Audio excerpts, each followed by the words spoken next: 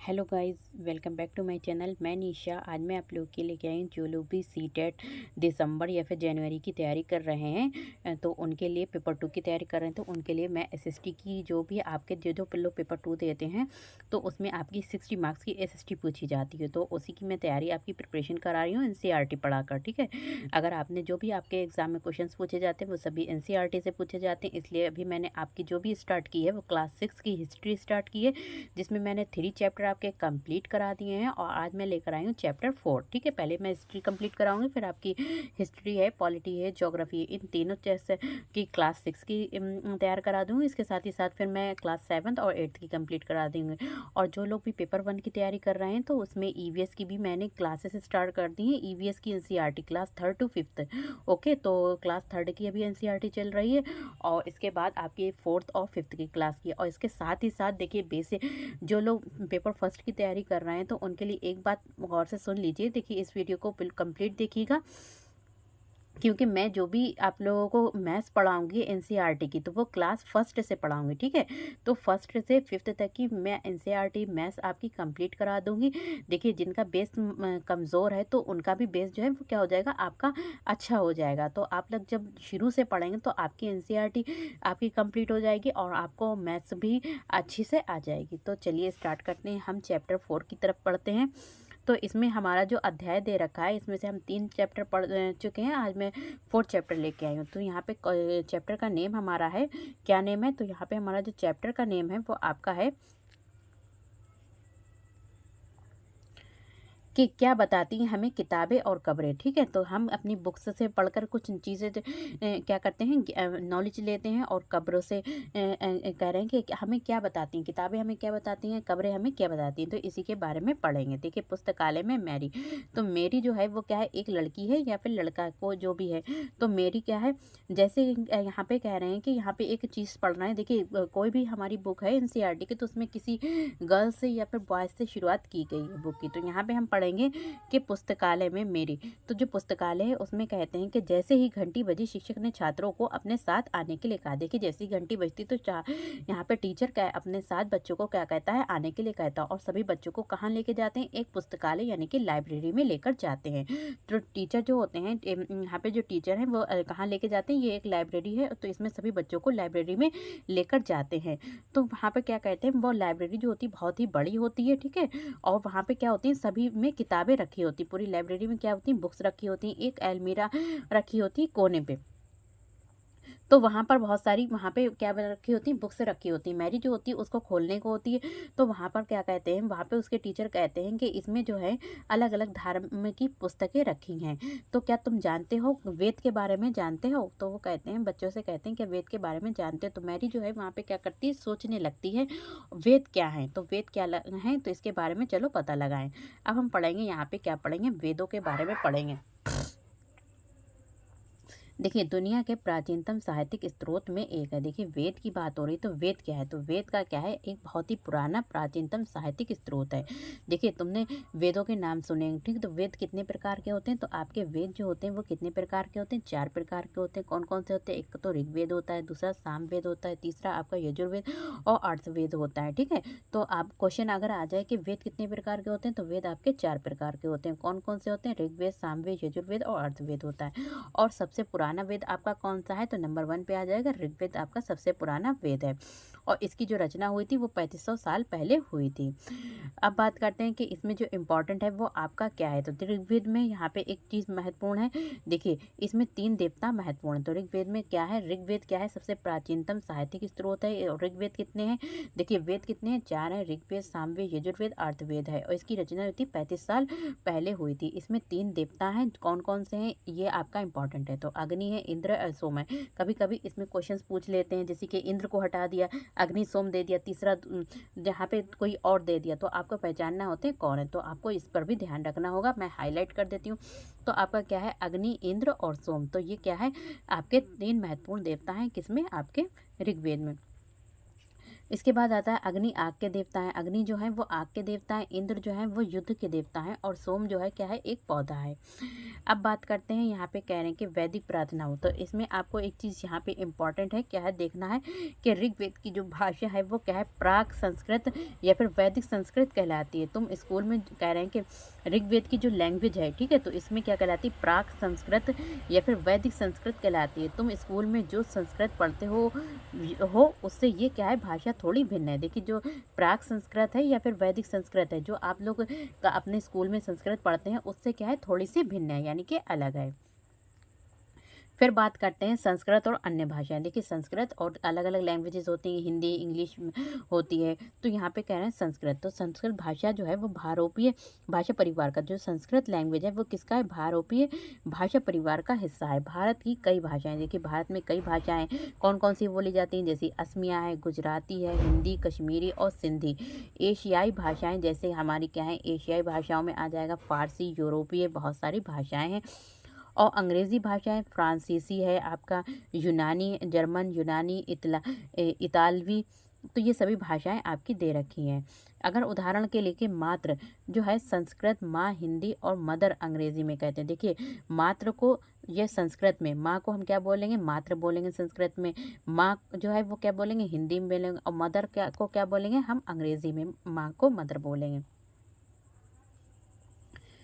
यहाँ पे देखिए और आपका क्या है, उपमहाद्वीप के दूसरे परिवार में ये जैसे कि यहाँ पे भाषाएं बोली जाती हैं। देखिए यहाँ पे कह रहे हैं कि उपमहाद्वीप में दूसरे भाषा परिवारों की भाषाएं बोली जाती हैं। देखो उपमहाद्वीप है उसमें क्या बोली जाती हैं, दूसरे भाषा परिवारों की भी भाषाएं बोली जाती हैं। उदाहरण के लिए पूर्वोत्तर, जो पूर्वी इलाके हैं, पूर्वोत्तर इलाके हैं, उसमें प्रदेशों में तिब्बत वर्मा परिवार की भाषाएं बोली जाती हैं। किसकी बोली जाती है, तिब्बत वर्मा परिवार की भाषाएं बोली जाती हैं। देखिए इससे तो कुछ भी आपकी भाषा से नहीं आता है।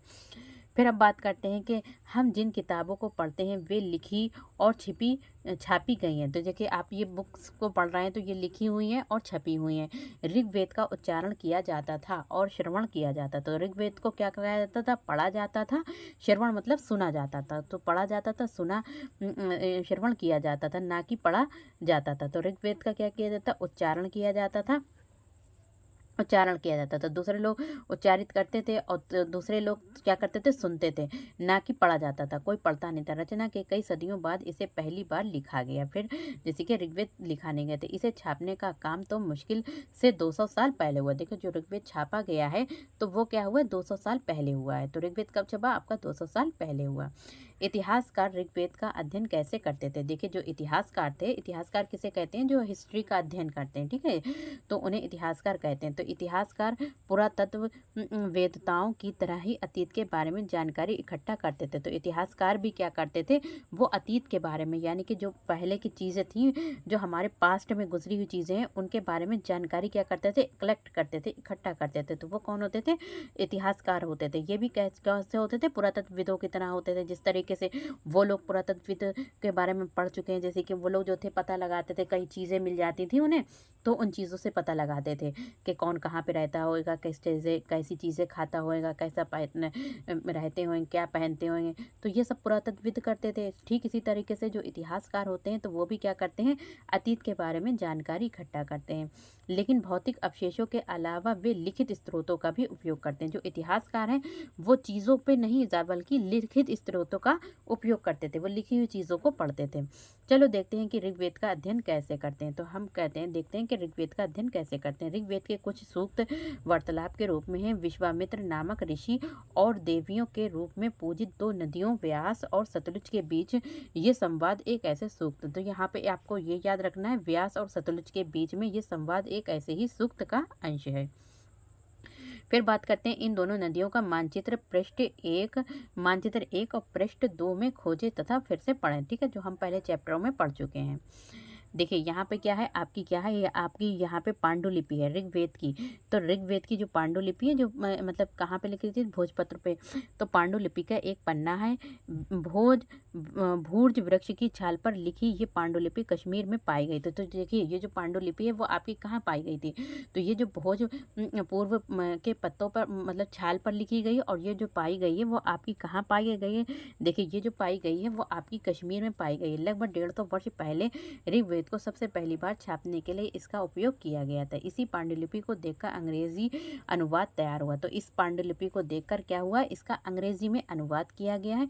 ये पांडुलिपि पुणे महाराष्ट्र के एक पुस्तकालय में सुरक्षित है। तो अब ये जो पांडुलिपि है वो कहाँ है, आपका पुणे में महाराष्ट्र में क्या है, एक लाइब्रेरी में क्या रखी गई, सुरक्षित करके रखी गई है।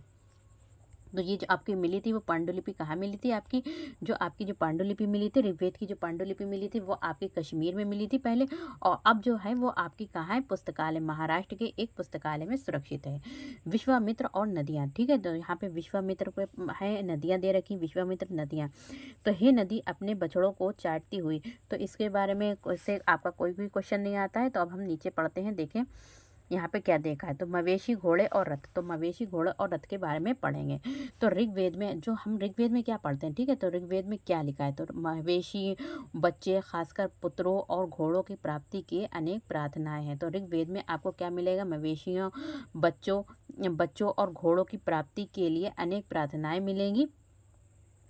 घोड़ों को लड़ाई में रथ खींचने के काम में लाया जाता था। देखिए घोड़ों का प्रयोग क्यों किया जाता था, तो उनको जो था रथ खींचने के लिए काम में लाया जाता है। इन लड़ाइयों में मवेशी जीत कर लाए जाते थे। लड़ाइयाँ वैसे ज़मीन के लिए भी लड़ी जाती देखिए, जो लड़ाइयाँ होती थी वो किसके लिए, ज़मीन के लिए भी होती थी। जहाँ जहाँ अच्छे चारागाह हों या वहाँ जहाँ पर जौ जैसी जल्दी तैयार हो जाती, तो जौ जल्दी तैयार हो जाते थे, वहाँ पर क्या होता था, लड़ाइयाँ होती थी। कुछ लड़ाइयाँ पानी के स्रोत और लोगों को बंदी बनाने के लिए भी लड़ी जाती थी। युद्ध में जीते गए धन का कुछ भाग सरदार रख लेते थे। देखिए जब युद्ध होता था तो उसमें कह रहे हैं कि कुछ भाग जो था वो सरदार रख लेते थे तथा कुछ हिस्सा पुरोहितों को दे दिया जाता था। शेष धन आम लोगों में और बाकी धन जो था, जो जनता होती थी उसमें बांट दिया जाता था। कुछ धन यज्ञ करने के लिए भी प्रयुक्त होता था। यज्ञ की आग में आहुति दी जाती थी। ये आहुतियाँ देवी देवताओं को दी जाती थी। घी, अनाज और कभी कभी जानवरों को भी आहुति दे दी जाती थी। अब बात करते हैं, यहाँ पे अधिकांश पुरुष इन युद्धों में भाग लेते थे। ज़्यादा से ज़्यादा लोग जो थे, जब युद्ध होती थी, लड़ाई होती थी, उसमें ज़्यादा से ज़्यादा लोग भाग लेते थे। कोई स्थायी सेना नहीं होती थी, ठीक है, कोई ये नहीं होती थी कि सेना है तो हम सेना को बुला लें और वो लड़ाई लड़े, बल्कि जो थे, जो मतलब जनता थी वही भाग लेती थी। लेकिन लोग सभाओं में मिलते जुलते थे और युद्ध व अशांति के विषय में सलाह मशवरा करते थे। या वहाँ ये कह रहे हैं कि ऐसे लोगों का अपना सरदार चुनते थे जो बहादुर और कुशल योद्धा होता था। तो आपका पहले जो था युद्ध होता था तो उसमें युद्ध में लोगों को, आम जनता को ले लिया जाता था, और जनता जो थी वो अपना सरदार कैसे चुनती थी, तो जिसे देखती थी कि ताकतवर है और कुशल है, बहादुर है, तो उसे जनता जो थी अपना सरदार चुन लेती थी। लोगों की विशेषता बताने वाले शब्द, देखो लोगों की कैसी विशेषता बताई जाती थी, तो उनका कह रहे हैं कि शब्द, लोगों का वर्गीकरण काम, भाषा, परिवार या समुदाय, निवास स्थान या फिर सांस्कृतिक परंपरा के आधार पर किया जाता था। देखिए लोगों का यहाँ पे क्या करते हैं, वर्गीकरण किया जाता था। तो काम के आधार पर काम वाले लोगों को अलग कर दिया जाता, भाषा वाले लोगों को अलग कर दिया जाता, परिवार वालों को, समुदाय वाले, तो इनका जो था अलग अलग वर्गीकरण कर दिया जाता था। संस्कृति परंपरा के आधार पर इनको अलग अलग वर्गीकृत किया था। ऋग्वेद में लोगों को विशेषता बताने वाले कुछ शब्द देखे हैं। तो ऋग्वेद में कैसे विशेषता बताने वाले शब्द मिले हैं कुछ, तो ऐसे दो समूह हैं जिनका वर्गीकरण काम के आधार पर किया गया था। देखिए तो कुछ ऐसे समूह थे जिनका वर्गीकरण काम के आधार पर किया, जैसे पुरोहित, जिन्हें कभी कभी ब्राह्मण कहा जाता था, तरह तरह के यज्ञ और अनुष्ठान करते थे। दूसरे लोग थे राजा। अब ये राजा वैसे वैसे नहीं थे जिनके बारे में तुम शायद बाद में पढ़ोगे। ये ना तो बड़ी राजधानियाँ और महलों में रहते थे, जो राजा थे यहाँ पर के कह रहे हैं कि ना तो ये बड़ी राजधानियाँ थी उनके पास, ना महलों में रहते थे, इनके पास कुछ सेना होती थी। तो ये ऐसे राजा थे तो इनके पास कुछ सेना होती थी, ना ही ये कर वसूलते थे। तो ना इनके पास सेना होती थी, ना ये कह रहे हैं कि कर वसूलते थे। ये प्रायः राजा की मृत्यु के बाद उनका बेटा अपने आप ही शासक बन जाता था। यहाँ पे क्या होता था, कोई राजा मर जाता था तो उसका जो बेटा होता था वो वहीं पर शासक बन, और यहाँ पे कह रहे हैं कि जो राजा होते थे तो राजा की मृत्यु के बाद उनका बेटा जो था वो शासक नहीं बनता था। तो मतलब यहाँ पर कह रहे हैं कि ये इस तरीके के राजा नहीं होते थे कि जैसे राजा है तो उनके पास महल है और क्या है, महल है, राजधानियाँ हैं, तो ये ऐसे नहीं, और ना ही उनके पास कोई सेना होती थी, और ना ही क्या राजा की मृत्यु होने के बाद उनका बेटा शासक करता था। तो ये ऐसे राजा नहीं थे। अब बात करते हैं कि पिछले अनुभाग को एक बार फिर पढ़ो और पता लगाओ कि कोशिश करो कि राजा क्या करते थे। यहाँ पे कह रहे हैं कि राजा जनता या फिर पूरे समुदाय के लिए दो शब्दों का इस्तेमाल होता है। तो यहाँ पे कह रहे हैं कि जनता किसके लिए, जनता और समुदाय के लिए भी दो शब्द का इस्तेमाल होता था। जनता और समुदाय के लिए दो शब्द का इस्तेमाल होता था, जिनका प्रयोग हिंदी व अन्य भाषाओं में भी आज होता है। दूसरा था विश्व, जिससे वैश्य शब्द निकला है, और इस विषय पर तुम अध्याय 5 में विस्तार से पढ़ोगे। ऋग्वेद में विश्व और जनों के नाम मिलते हैं, इसलिए हमें पुरु जन या फिर विशु भारत जन विश्व यदु जन विश्व जैसे कई उल्लेख मिलते हैं।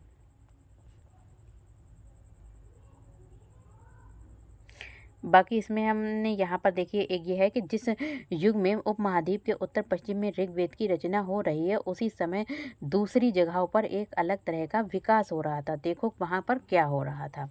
खामोशी प्रहरी कहानी महापाषाणों की। तो यहाँ पे कह रहे हैं कि खामोश प्रहरी कहानी महापाषाणों की। तो अगले पृष्ठ के चित्रों को देखो। कह रहे हैं कि अगले पृष्ठ के जो भी पृष्ठ हैं यानी कि पन्ने हैं, तो उनके चित्रों को देखो। देखिए ये शिला खंड महापाषाण, बड़ा पाषाण पत्थर, ठीक है। तो महा मतलब होता है यहाँ पे बड़ा, ठीक है, और पाषाण का मतलब होता है पत्थर, ठीक है। तो बड़ा पत्थर, तो महापाषाण का मतलब आप समझ गए कि बड़ा पत्थर नाम से जाना जाता है। तो ये शिलाखंड जो होता है महापाषाण यानी बड़ा पत्थर के नाम से जाना जाता है। ये पत्थर दफन करने की जगह पर लोगों पर बड़े करीने से लगाए गए हैं। तो यहाँ पे कह रहे हैं कि ये पत्थर दफन करने की जगह पर, यहाँ पे पत्थर दफन करने की जगह पर लोगों के बड़े करीने से लगाए। महापाषाण कब्रें बनाने की प्रथा लगभग, देखिए महापाषाण यानी कि बड़ी बड़े पत्थरों की कब्रें बनाने के लिए कह रहे हैं कि यहाँ पर प्रथा जो थी वो 3000 साल पहले शुरू हुई थी, ठीक है। बड़े बड़े पत्थर लगाए होते हैं कब्रों पे। तो यहाँ पे कहने कि ये जो मतलब शुरू हुआ था वो 3000 साल पहले शुरू हुआ था। ये प्रथा दक्कन, तो ये जो प्रथा थी वो दक्कन, दक्षिण भारत, पूर्वी उत्तर भारत, कश्मीर में प्रचलित थी। कुछ महत्वपूर्ण महापाषाण पुरा स्थल मानचित्र 2 में दिखाए गए हैं। कुछ महापाषाण जमीन के ऊपर भी दिखते हैं। तो कुछ महापाषाण जो पत्थर के होते थे वो ऊपर भी दिखते हैं, कुछ नीचे दिखते हैं, जमीन के भीतर होते हैं। देखिए यहाँ पे एक महापाषाण देखा है। इस तरह के महापाषाण को ताबूत शवाधान यानी कि शिष्ट कहा जाता है। तो इस तरीके के जो थे महापाषाण, तो यहाँ पे ये देखिए महापाषाण, यहाँ पे ताबूत कहा जाता था। पत्थर के आसपास उनके क्या लगाया जाता था, बड़े बड़े पत्थर लगा दिए जाते थे। यहाँ दिखाए गए सिस्टम में एक पोर्ट होल बड़ा सुराख है, जो शायद पत्थरों से बने हुए कमरे में जाने का रास्ता है। देखिए कई बार पुरातत्वविदों को गोलाकार सजाए हुए पत्थर मिलते हैं। तो बहुत सारे जो पुरातत्वविद थे जो जिन्होंने खोजा था चीज़ों को देखकर, मतलब उसका इतिहास बताया था चीज़ों के बारे में। तो ये कह रहे हैं कि गोलाकार सजाए हुए पत्थर मिलते हैं। तो इस तरीके के गोलाकार सजाए हुए उन्हें क्या मिले, पत्थर मिले। कई बार अकेला खड़ा हुआ पत्थर, और कभी कभी क्या मिला उन्हें, ऐसे ही अकेला खड़ा हुआ पत्थर मिलता है। तो ये ही एकमात्र प्रमाण है जो ज़मीन के नीचे कब्रों को दर्शाते हैं कि ज़मीन के अंदर कब्रें हैं। महापाषाणों के निर्माण के लिए लोगों को कई तरीके के काम करने पड़ते थे। महापाषाण बड़े बड़े पत्थरों की कब्रें बनाते थे, उसके लिए लोगों को अलग अलग तरीके के काम करना पड़ते थे। हमने जो कार्यों की सूची बनाई है उन्हें क्रमबद्ध करो। तो उन्हें जो सूची बनाई तो उनको क्रम से देखो। सबसे पहले क्या करते थे, गड्ढे खोदते थे, शिलाखंडों को ढो कर लाना। तो गड्ढे पहले तो सबसे पहले वो क्या करते थे, जमीन में गड्ढे खोदते थे, शिलाखंडों को क्या करते थे, ढो कर लाते थे। बड़े पत्थरों को तराशना, अब बड़े पत्थर जो होते थे उनको छोटा करते थे, तराशना करते थे, और मरे हुए को क्या करते थे, जो मर जाते थे लोग उनको क्या करते थे, दफनाते थे। इन सब कब्रों में कुछ समानताएं पाई गई हैं। तो सभी कब्रों में क्या कुछ समानताएं, मतलब कुछ चीज़ें ऐसी हैं जो समान हैं। तो कुछ समानता मृतकों को खास किस्म की मिट्टी के बर्तनों के साथ दफनाया जाता था। कह रहे हैं कि कुछ चीज़ें जो थी जो मर जाते थे लोग उनके साथ सेम की जाती थी हर धर्म में। तो क्या होती थी, यहाँ पे मिट्टी के बर्तनों को साथ दफनाया जाता था। जैसे कि लोगों को दफनाया, उसके साथ ही उनके क्या रख दिए, मिट्टी के बर्तन भी उनके साथ रख दिए, जिन्हें काले लाल मिट्टी के बर्तन यानी कि ब्लैक एंड रेड कह रहे हैं कि ब्लैक एंड रेड वेयर के नाम से जाना जाता है। इनके साथ ही मिलते हैं लोहे के औजार और हथियार, घोड़ों के कंकाल और सामान तथा पत्थर और सोने के गहने भी क्या मिलते थे, इनके साथ ही मिलते थे। क्या हड़प्पा के शहरों में लोहे का प्रयोग होता था? यहाँ पे कह रहे हैं कि क्या हड़प्पा के शहरों में लोहे का प्रयोग होता था? देखिए यहाँ पे कह रहे हैं कि क्या, तो महापाषाण, महापाषाण यानी कि बड़ा पत्थर वाली जो कब्र से मिले लोहे के सामान, तो यहाँ पर से कुछ लोहे के सामान मिले हैं। बाईं और घोड़े के लिए सामान, नीचे नीचे बाईं और कुल्हाड़ियाँ, नीचे एक कठार मिला है। तो यहाँ पे मिला है, ये देखिए कुल्हाड़ियाँ मिली हैं, कठार मिला है। तो बाईं ओर क्या मिला है, बाईं ओर घोड़े के लिए सामान मिला है। ठीक है, ये क्या है आपका जो है घोड़े के लिए सामान मिला है। और नीचे बाईं ओर जो है बाईं ओर घोड़े का सामान मिला है, और नीचे बाईं ओर ये क्या है, हमारी कुल्हाड़ी है। तो ये हमारी क्या है, कुल्हाड़ी मिली है। ठीक है, और नीचे क्या मिला है, एक कटार मिला है। तो ये क्या है, एक कटार है, आपका क्या है, कटार है। लोगों की सामाजिक असमानताओं के बारे में पता लगाना। तो असमानताओं, क्या समानताएं थी, अब क्या है, क्या समानताएं नहीं थी। तो जो पुरातत्वविद थे वो ये मानते थे कि कंकाल के साथ पाई गई चीज़ें मरे हुए व्यक्ति की ही रही होंगी। तो यहाँ पे कह रहे हैं कि तो जो पुरातत्वविद थे तो उनका ये मानना था कि जो जिन लोगों को दफनाया जाता था और उनके साथ में जो चीज़ें दफनाई जाती थी, तो वो चीज़ें भी उन्हीं की ही रही होंगी। तो ये कौन कहता था, पुरातत्वविद कहते थे। कभी कभी एक कब्र की तुलना में दूसरी कब्र में ज़्यादा चीज़ें मिलती थी। कभी कभी ऐसा होता था कि इस कब्र में कम चीज़ें मिली हैं और दूसरी कब्र में ज़्यादा चीज़ें मिली हैं। तो ये भी हमें क्या है, जो पहला चैप्टर और सेकंड चैप्टर उसमें देखना होगा। यहाँ एक व्यक्ति की कब्र में 33 सोने के मनके और शंख पाए गए हैं। तो यहाँ पर क्या पाया गया था, यहाँ पे कह रहे हैं कि 33 सोने के मनके और शंख पाए गए हैं। दूसरे कंकालों के पास कुछ मिट्टी के बर्तन पाए गए। देखो, किसी के पास सोने के मनके मिले तो किसी के पास कह रहे हैं कि मिट्टी के बर्तन पाए गए। ये दफनाए गए लोगों के सामाजिक स्थिति में भिन्नता दर्शाता है कि बहुत कोई जो होगा बहुत ही ज़्यादा अमीर होगा जिसके पास सोने के सिक्के मिले, और कोई जो है बहुत ही ज़्यादा गरीब होगा, तो इसलिए उसके पास क्या मिले, जो उसके पास मिट्टी के बर्तन मिले। तो ये अमीरी और गरीबी को दर्शाते हैं। क्या कुछ कब्रगाहें ख़ास परिवारों के लिए थीं? क्या रह गए कि जो भी कब्रें होती थीं, क्या कुछ ख़ास परिवारों के लिए अलग कब्रें थीं? तो कभी-कभी महापाषाणों में ऐसे एक से अधिक कंकाल मिले। जैसे कि एक महापाषाण जो एक कब्र थी उसमें क्या मिले, एक से अधिक कंकाल मिले। क्या मतलब 2 से 3 कंकाल भी मिले। ये दर्शाते हैं कि शायद एक ही परिवार के लोगों को एक ही स्थल पर अलग-अलग समय पर दफनाया गया हो। तो यहाँ पे मतलब कह रहे हैं कि एक ही जो भी महापाषाण था, कब्र थी, तो उसमें एक ही कब्र में 2 से 3 क्या मिले, कंकाल मिले हैं। तो इसका मतलब ये है कि जब एक मतलब व्यक्ति मरा तो उसमें दफना दिया गया, फिर उसके बाद थोड़े दिन बाद उसी के घर का दूसरा व्यक्ति मरा तो क्या है, उसको भी उसी में क्या है, दफना दिया गया होगा। तो ये लोग क्या कहते हैं, पुरातत्वविद अपने आप से मतलब अंदाजा लगाते हैं। बाद में मरने वाले लोगों को पोर्ट हॉल के रास्ते कब्रों में लाकर दफनाया जाता था। ऐसे स्थान पर गोलाकार लगाए गए पत्थर या फिर चट्टान चिन्हों का नाम करते थे। तो यहाँ पे चट्टान चिन्हों का नाम करते हैं जहाँ लोग आवश्यकता अनुसार शवों को दफनाना दोबारा आ सकते थे। फिर बात करते हैं इनाम गांव। जो इनाम गांव था उसके एक विशिष्ट व्यक्ति की कब्र। तो इनाम गांव में एक विशिष्ट व्यक्ति की कब्र मिली है। चलो उसके बारे में पता करते हैं। तो मानचित्र 2 पृष्ठ 12। तो इनाम गांव को खोजा। जब इनाम गांव में खोजा गया कि ये भीमा की एक सहायक नदी घोड़े के किनारे, क्या कह रहे हैं, घोड़ के किनारे एक जगह है। इस जगह पर क्या है, 3600 से 2700 साल पहले लोग क्या करते थे, रहा करते थे। कहाँ रहते थे, इनाम गांव में।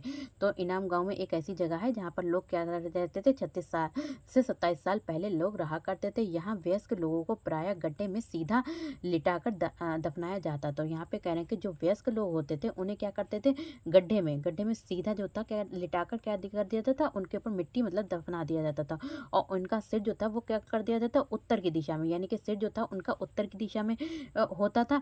कई बार उन्हें एक घर के अंदर ही दफनाया जाता था। कई बार उन्हें लोगों को घर के अंदर, जैसे कि जो खत्म हो गया, मर गया, तो उन्हें उनके घर के ही अंदर क्या कर दिया था, दफना दिया जाता था। ऐसा बर्तन जिसमें शायद खाना और पानी हो दफनाए गए शव के पास रख दिया जाता था। और कह रहे हैं कि जो शव होता था, मतलब जो भी डेड बॉडी होती थी उनके पास ही कुछ बर्तन भी रख दिए जाते थे। एक आदमी को 5 कमरों वाले मकान के आंगन में 4 पैरों वाले मिट्टी के एक बड़े संदूक में दफनाया गया था। यहाँ पे कह रहे हैं कि एक आदमी को 5 कमरों वाले मकान, यहाँ जो थे एक मकान में क्या बने थे, 5 कमरे बने थे। ठीक है, तो उसके आंगन में जो था उसको दफना दिया गया था 4 पैरों वाले मिट्टी के एक बड़े संदूक में। तो इसमें जो थे एक मिट्टी का बड़ा संदूक था जिसके क्या थे, 4 पैर थे। उसमें दफनाया गया। तो बस्ती के बीच में बसा ये घर गाँव के सबसे बड़े घर में था, घर में से एक था। ये जो इसमें जो दफनाया गया था वो सबसे बड़ा गाँव में एक घर था। इस घर में एक अनाज का गोदाम भी था और शव के पैर मुड़े हुए थे, और जो शव मिला था वो उसके पैर जो थे वो कैसे थे, मुड़े हुए थे। तो क्या तुम्हें लगता है कि ये किसी सरदार का शव था, या अपने जवाब का कारण बताओ। तो क्या बताते हैं हमें कंकाल। देखिए, आपने कंकालों के बारे में पढ़ा, तो यहाँ पे कह रहे हैं कि कंकाल हमें क्या बताते हैं। तो कंकाल हमें देखिए क्या बताते हैं कि छोटे आकार के आधार पर एक बच्चे के कंकाल को आसानी से पहचाना जा सकता है। कह रहे हैं कि छोटे आकार के आधार पर, अगर हम आकार के आधार पर देखें तो बच्चे के कंकाल को आसानी से पहचाना जा सकता था, लेकिन एक बच्चे और बच्ची के कंकाल के बीच में कोई फ़र्क, देखिए एक लड़का और एक बॉयज़ में जो था फ़र्क करना जो था कठिन हो जाता था, लेकिन एक छोटे बच्चे के कंकाल को आसानी से पहचान लिया जाता था कि ये एक छोटे बच्चे का कंकाल है। अब यहाँ पे बात करते हैं कि ये क्या हम ये पता लगा सकते हैं कि कंकाल किसी पुरुष का था या फिर स्त्री का? तो हमें लेडीज़ या फिर जेंट्स के बारे में कैसे पता लगा? तो कभी-कभी लोग कंकाल के साथ मिले सामानों के आधार पर इसका अंदाज़ा लगाते थे। जो कंकाल दफनाए जाते थे तो उनके साथ जो सामान मिलता था उसके आधार पर वो लोग क्या लगाते थे, अंदाज़ा लगा लेते थे कि जैसे कि यहाँ पे उदाहरण के लिए यदि कंकाल के साथ गहने मिलते, ठीक है? यहाँ पे कह रहे हैं कि गहने मिलते थे तो इससे पता चल जाता था कि ये कंकाल जो है वो किसका है, स्त्री का है। लेकिन अगर क्या मिलता था, उनके पास पुरुषों के आभूषण, तो लेकिन ऐसी समझ के साथ समस्याएं, अक्सर पुरुष भी आभूषण पहनते थे। पहले क्या होता था, पुरुष भी आभूषण पहनते थे और स्त्रियां भी पुरुष आभूषण पहनते थे, तो कभी कभी उनको पहचानना भी क्या होता था, मुश्किल हो जाता। कंकाल का लिंग पहचानने का बेहतर तरीका उसकी हड्डियों की जाँच है। देखिए, उनका कंकाल का लिंग जो था उसको पहचानने के लिए क्या था, उनका हड्डियों का बेहतर तरीका था, क्योंकि महिलाएं बच्चों के को जन्म देती हैं, इसलिए उनकी कटी प्रदेश या फिर कूला पुरुषों से ज्यादा बड़ा होता है। ये समझ कंकालों के आधुनिक अध्ययन पर आधारित है। आज से लगभग 2000 साल पहले चरक नाम के प्रसिद्ध वैद्य थे, जिन्होंने चिकित्सा शास्त्र पर चरक संहिता, देखिए चरक, तो ये क्वेश्चन भी इस तरीके के क्वेश्चन आपसे पूछे जाते हैं, पेडागोजी है इसमें दे रखी है। तो उन्होंने के चिकित्सा शास्त्र चरक संहिता नामक किताब लिखी थी। वे कहते हैं कि मनुष्य के शरीर में, तो वो क्या बताते हैं, जो चरक है, तो उन्होंने बताया था मनुष्य के शरीर में 360 हड्डियां होती हैं। ये आधुनिक शरीर रचना विज्ञान के की 206 हड्डियों से काफ़ी ज़्यादा है। संभवतः चरक ने अपनी गिनती में दांत, हड्डियों के जोड़ और कार्टिलेज को जोड़कर ये संख्या बताई है। तुम्हारे अनुसार शरीर के बारे में इसकी विस्तृत जानकारी इकट्ठा करो। तो इनाम गांव के बारे में हमने पढ़ा।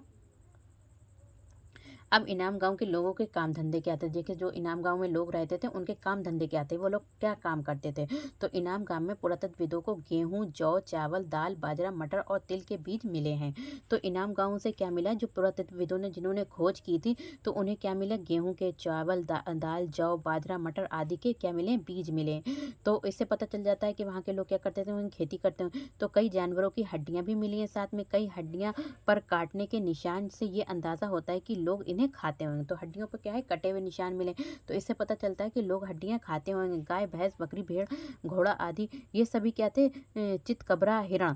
तो चितकबरा के हिरण, कृष्ण मृग, ये सब चीज़ें क्या थी, घड़ियाल, तो ये सब चीज़ें भी थी, तो पाई गई हैं। ऐसे साक्ष्य मिले हैं कि बेर, आंवला, जामुन, खजूर और कई तरह की रस भरियां एकत्र की जाती थी।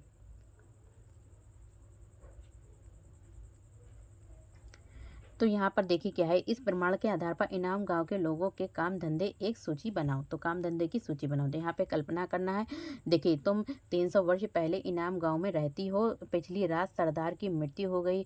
आज तुम्हें पता, तुम्हारे माता पिता दफन की तैयारी कर रहे हैं। तो ये बताते हुए दृश्य का वर्णन करो कि अंतिम संस्कार के लिए कैसे भोजन तैयार किया जा रहा है। तुम्हें क्या लगता है, खाने में क्या दिया जाएगा? तो देखिए, यहाँ पर क्या है, आपका जो है चैप्टर कंप्लीट हो गया है। अब हम नेक्स्ट वीडियो में क्या करेंगे, तो नेक्स्ट वीडियो में हम जो है चैप्टर 5 को कंप्लीट करेंगे। बाकी आप लोग अच्छे से समझ गए होंगे जो चैप्टर था। आज हमने किसके बारे में पढ़ा, कब्रों के बारे में पढ़ा और किताबों के बारे में पढ़ा, पांडुलिपि के बारे में पढ़ा, कब्रें कैसी होती थी, ठीक है, उन्हीं के साथ उन लोगों के सामान को भी दफना दिया जाता था। और एक कब्र में कभी कभी ऐसा होता था, एक कब्र में कई कई लोगों को दफना दिया जाता था। तो इसको अच्छे से तैयार कर लीजिए, और जो भी आपको इम्पोर्टेंट लगे तो आप लोग नोट्स बनाते चलिए। तो मिलते हैं नेक्स्ट वीडियो में।